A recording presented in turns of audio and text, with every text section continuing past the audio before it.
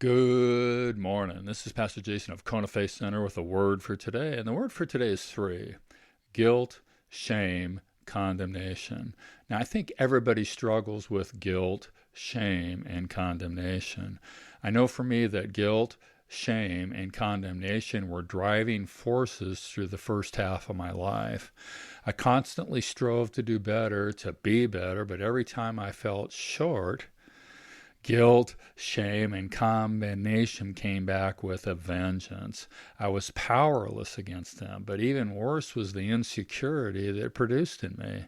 The insecurity made me miss opportunities. The insecurity made me overreact. The insecurity produced a frustration in me that often came out as anger.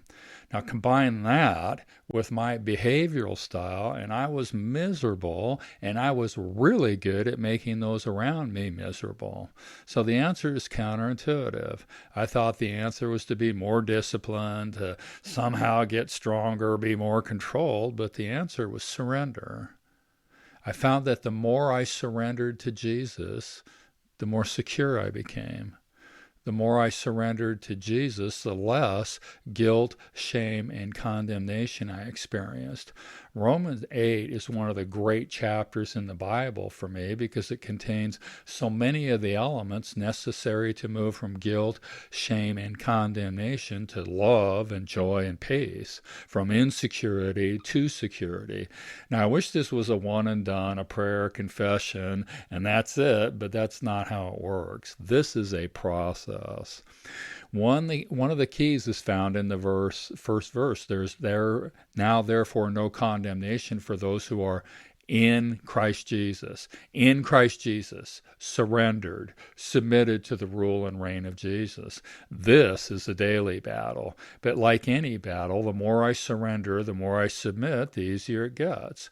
Another key is taking my mind off the things of self and setting my mind on the things of the Spirit. Hey, I'm not the center of the universe. Jesus is. Another key is learning to be led by the Spirit. Another key is learning to pray in the Spirit.